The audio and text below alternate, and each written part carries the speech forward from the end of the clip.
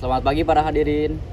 Pagi ini kita datang untuk saling bertukar pikiran mengenai topik yang sangat digandrungi oleh saat ini ya, yaitu SDGs.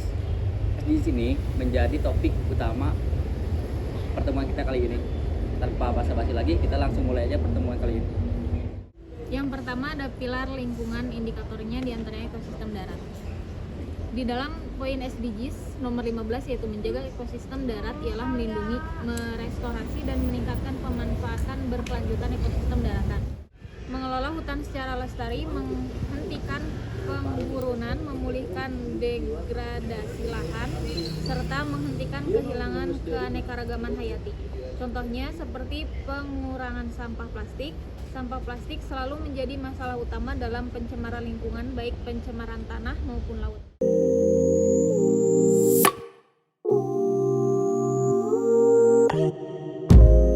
I'm in the right direction. I'm meant to ride this ocean, traveling in slow motion, paddling with no question. Early morning with the sun, not yet burning, innocent. I try to be a good son, myself 100%. Oh,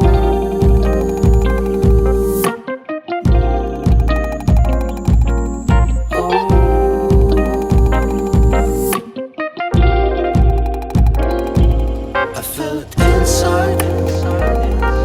I wanna reach that.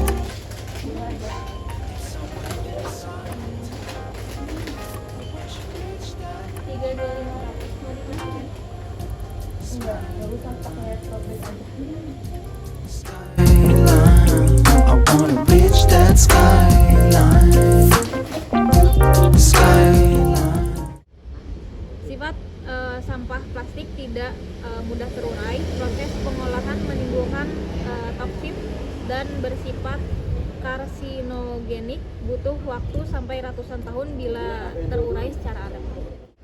Yang kedua ada kesetaraan gender. Kesetaraan gender ya merujuk kepada suatu keadaan setara antara laki-laki dan perempuan dalam pemenuhan hak dan kewajiban berdasarkan identitas gender. Mereka yang bersifat kodrati. Isu ini adalah salah satu tujuan dari Deklarasi Universal Hak Asasi Manusia oleh PBB yang berusaha untuk menciptakan kesetaraan dalam bidang sosial dan hukum. Contohnya dalam aktivitas demokrasi dan memastikan akses pekerjaan yang setara dan upah yang sama, tetapi tidak di bidang politik dan hukum, melainkan di tempat kerja atau bidang yang terkait dengan kebijakan tertentu.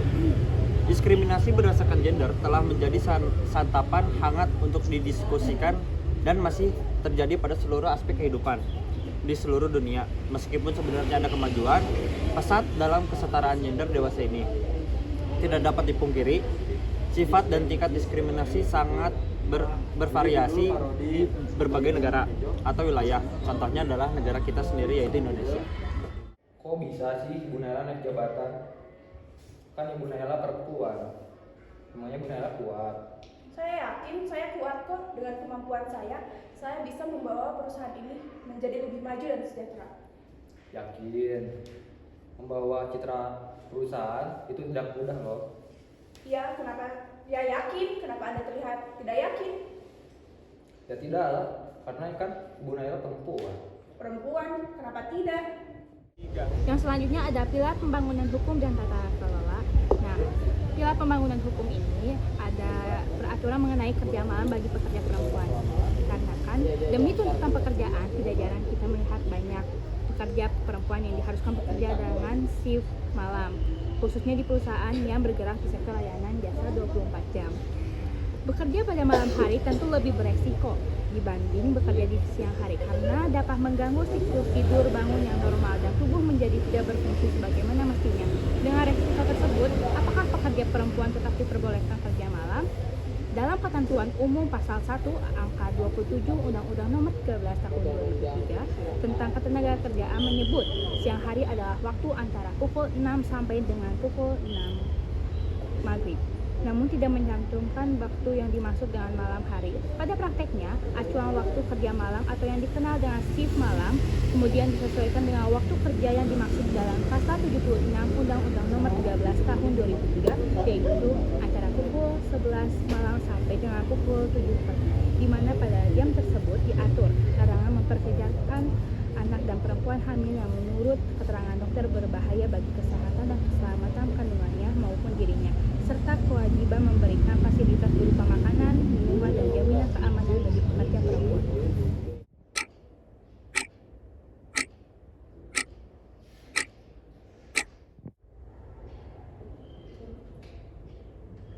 Halo? Oh, iya iya. Aku mau izin pulang sekarang dulu deh. Oke, bye.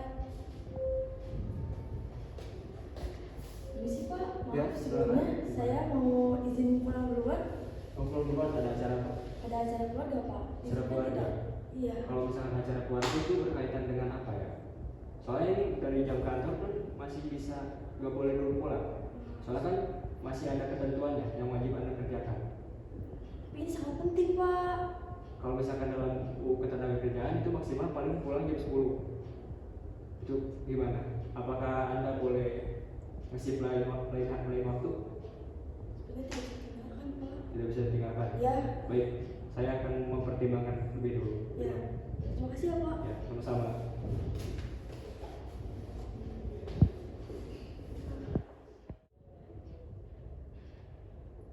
Saudara Yura, Ah, ya Pak. hasil dari teman-teman kami semua tadi Anda diizinkan pulang, tapi Anda harus langsung pulang ya, soalnya di luar rumah sekarang banyak ada kejadian-kejadian aneh. Terus juga kan ini udah mau jam 10 malam ya, dari kantor juga ditugaskan buat pulang jam 10 maksimal, jadi Anda diizinkan buat pulang. Siap. Terima kasih banyak Pak. Sama-sama.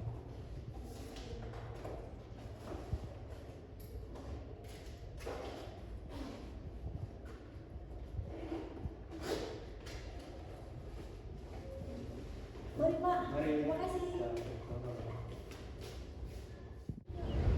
Nah, yang selanjutnya ada kesenjangan sosial. Jadi kesenjangan sosial itu ya suatu keadaan di mana terjadi kesenjangan, ketimpangan, ataupun ketidaksamaan akses untuk memanfaatkan sumber daya yang terjadi dalam suatu masyarakat. Ketimpangan sosial berarti tidak seimbang atau terjadi jarak di tengah masyarakat dikarenakan adanya perbedaan status sosial, ekonomi, maupun budaya. Fenomena kesenjangan sosial ini memang menjadi perhatian besar di mata masyarakat karena tidak sedikit orang terkapar karena tidak tahan menderita kelaparan, kekurangan gizi, dan membuka jalan lebih cepat ke arah kematian dini. Inilah proses kematian secara pelan-pelan tapi kejam. Dampak kemiskinan nurani ini sangatlah luar biasa sebagai kejahatan dengan membiarkan sebagian warga masyarakat menderita dan bergulat dengan kesulitan hidup. Persoalan kemiskinan itu terasa semakin dramatis karena berlangsung di negeri ini yang digambarkan dengan sumber daya yang sangat kaya. Masih ada sebagian warga masyarakat untuk dapat makan sekali sehari saja sangat sulit. Kesenjangan yang lebar tak hanya berakibat pada ekonomi juga, akan tetapi terhadap kondisi psikologis bangsa dan cara berpikir terhadap segala aspek. Jadi dalam perspektif ekonomi politik, ketimpangan pembangunan antar sektor ekonomi akibat kegagalan strategi pembangunan. Sayangnya, pengembangan sektor industri ini secara besar-besaran digerakkan oleh pemerintah justru memiliki kegagalan. Padahal kebijakan khusus telah diberikan, misalnya subsidi, tata niaga, lisensi, dan monopoli. Pengurangan kemiskinan memang perlu. Kemiskinan sampai tertentu memang bertalian dengan ketimpangan. Akan tetapi pengurangan kemiskinan tidak selalu berarti pengurangan ketimpangan. Sebagai suatu bangsa, kita bukan hanya ingin hidup lebih makmur, tidak miskin, tapi juga mendambakan kebersamaan dalam kemakmuran, kesejahteraan bersama yang relatif setara tanpa perbedaan mencolok satu sama lain.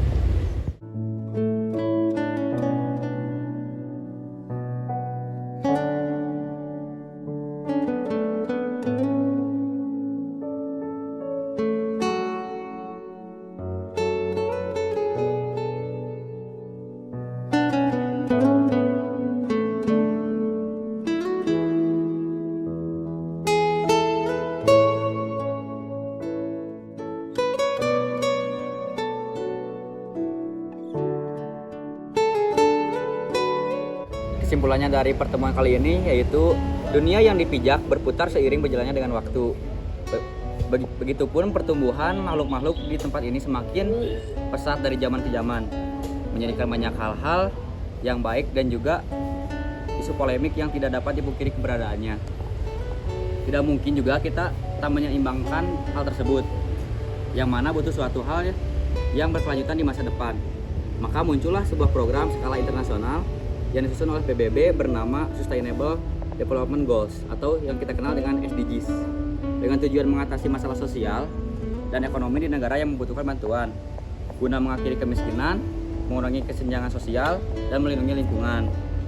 Agenda ini melibatkan 194 negara, civil society, dan berbagai pelaku ekonomi di seluruh dunia.